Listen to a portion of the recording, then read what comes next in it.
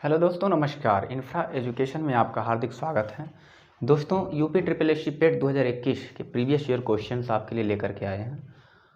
आइए देखते हैं किस तरह से इस क्वेश्चंस को हल करेंगे। देखिए, एक ग्राफ का क्वेश्चंस है। ग्राफ में एक परीक्षा में 7 छात्रों के इतिहास और भूगोल के अंकों का अनुपात दर्शाया गया है। यहाँ से नीचे आप देख रहे हैं कि 7 छात्र हैं और ये उनका अनुपात दिखाया गया है बढ़ते क्रम में, और ये छात्रों की संख्या दर्शाई गई है 1 से लेकर के 7 छात्र। तो दोस्तों, सबसे पहले इस ग्राफ पे थोड़ी सी चर्चा कर लेते हैं। ये इतिहास और भूगोल के एक सम्मिलित अनुपात है एक एक छात्र का। जैसे यदि प्रथम छात्र की बात करते हैं तो इतिहास और भूगोल का सम्मिलित अनुपात जो निकल के आ रहा है, रेशियो 0.65 है। इसी प्रकार से अन्य छात्रों के भी है।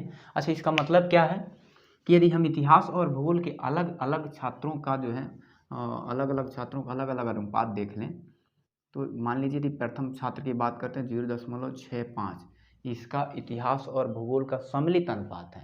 हमें यदि इतिहास और भूगोल के अलग अनुपात ज्ञात करने हैं अलग अलग, तो हम यहाँ से दशमलव हटाएंगे और इसे फ्रैक्शन में बदलेंगे। तो ये 100 से ये दशमलव हटेगा और यहाँ 100 से क्या हो जाएगा, भाग हो जाएगा।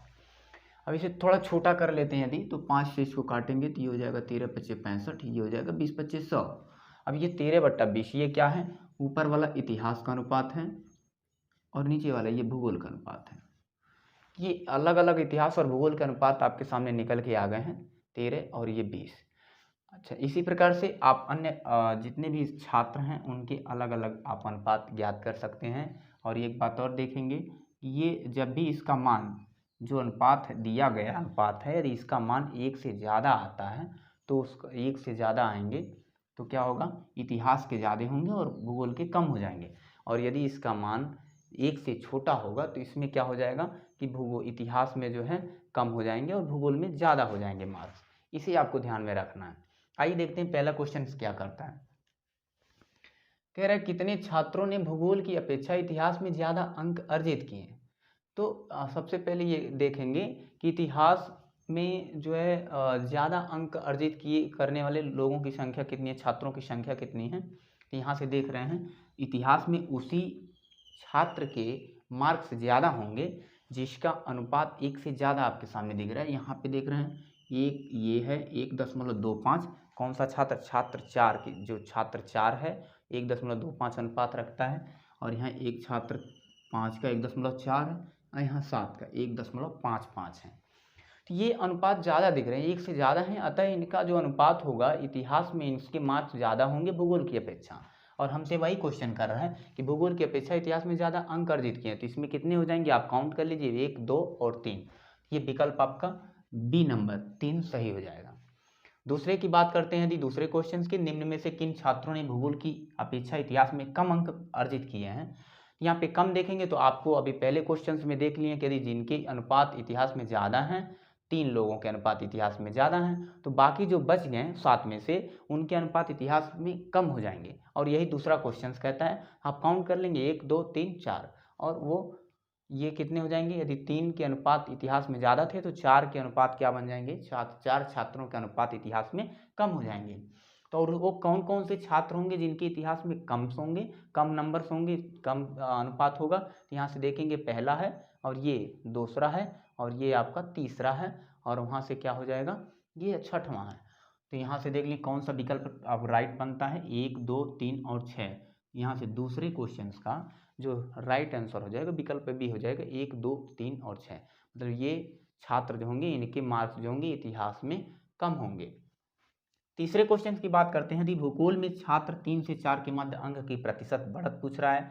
तो तीसरा छात्र की 0.35 है उसका अनुपात और चौथे छात्र का अनुपात 1.25 है।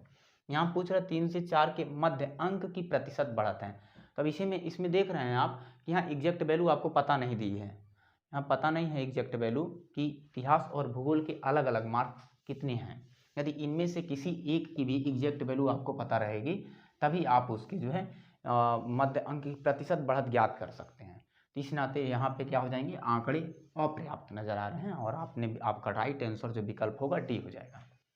यदि चौथे क्वेश्चन की बात करते हैं तो इतिहास भूगोल के अधिकतम अनुपात और न्यूनतम अनुपात का अंतर, ये यहाँ पे आप ग्राफ में देख रहे हैं कि सबसे जो नीचे होगा, यहाँ से देख रहे हैं ये बढ़ते क्रम में गया है अनुपात, जो सबसे नीचे है 0.35 सबसे निचला हिस्सा ग्राफ का, और यहाँ ग्राफ का सबसे ऊपरी हिस्सा देख रहे हैं 1.55।